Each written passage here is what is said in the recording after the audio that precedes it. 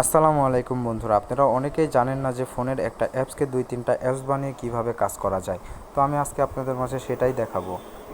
তো আমার টেলিগ্রাম চ্যানেলের লিঙ্কটা কোথায় পাবেন? ডিসক্রিপশন বক্সে এবং ফার্স্ট কমেন্টে পিন করে দিব। তো এখন চলুন ভিডিওটি দেখা যাক যে আমরা কিভাবে অ্যাপসটি ইনস্টল করি আর টেলিগ্রাম চ্যানেল থেকে কিভাবে ডাউনলোড করতে হয়। আমার টেলিগ্রাম চ্যানেলের নাম অনলাইন টেক 24। টেলিগ্রাম চ্যানেলে ঢুকে সর্বপ্রথম অ্যাপসটি ডাউনলোড করে নেবেন, তারপর ইনস্টলের জন্য রেডি করবেন। এই যে আমি ইনস্টল দিচ্ছি, দেখেন অনেকের ফোনে ইনস্টল নাও হতে পারে, ওকে অপশন আসতে পারে, তখন আপনার এটা ইনস্টল হবে না। তো কী করবেন, ওইখানে দেখবেন যে সিম্পলি ইনস্টল অ্যাওয়াই আছে, ওটার উপর চাপ দিলে ইনস্টল হয়ে যাবে। তারপরে আমরা ওপেন করে নিব। ওপেন করার পর দেখব যে কীভাবে এটা সেটিং করতে হয়। সেটিংয়ে যাবেন, পারমিশন করে দিবেন। পারমিশন করে দেওয়ার পর এখান থেকে ব্যাক আসবেন। ব্যাক আসার পরে এখান থেকে যে অ্যাপসটা আপনি ক্লোন করতে চাচ্ছেন সেই অ্যাপসটার উপরে সিম্পলি একটা ক্লিক করে দিবেন।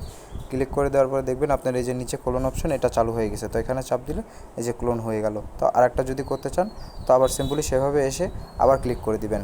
তো দেখেন এখন আমার এখানে 2টা অ্যাপস হয়ে গেছে টেলিগ্রামের। তো এখন আমার ফোনে সর্বমোট 3-4টা অ্যাপস হয়ে গেল আমার টেলিগ্রাম অ্যাপস। দেখেন আমি এখন টেলিগ্রাম অ্যাপসটি কীভাবে আমার হোম পেজে নেই। তো প্রথমে সর্বপ্রথম হালতো করে চাপ দিয়ে রাখবেন, তারপর ক্রিয়েট অপশন আসবে, ক্রিয়েট অপশন করে অ্যাড টু হোম পেজ করে দিবেন, তাহলে সামনে চলে আসবে। দেখেন আমার এখন হয়ে গেছে যে মাল্টি স্পেস, তারপর টেলিগ্রাম 1, টেলিগ্রাম 2।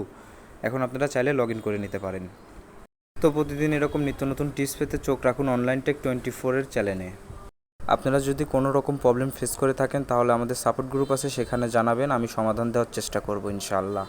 যারা টেলিগ্রামে মাইনিংয়ের কাজ করে থাকেন তারা আমাদের চ্যানেলটিতে ফলো দিয়ে রাখুন, ওখানে প্রতিদিন নতুন নতুন মাইনিং প্রজেক্ট দেওয়া হয়, আপনারা ওখানে থেকে জয়েন হতে পারবেন। ভিডিওটি ভালো লাগলে চ্যানেলটি সাবস্ক্রাইব করে পাশে থাকুন এবং যে কোনো সমস্যা ফেস করলে আমাদের সাপোর্ট টিমে যোগাযোগ করবেন, অবশ্যই হেল্প করার চেষ্টা করব।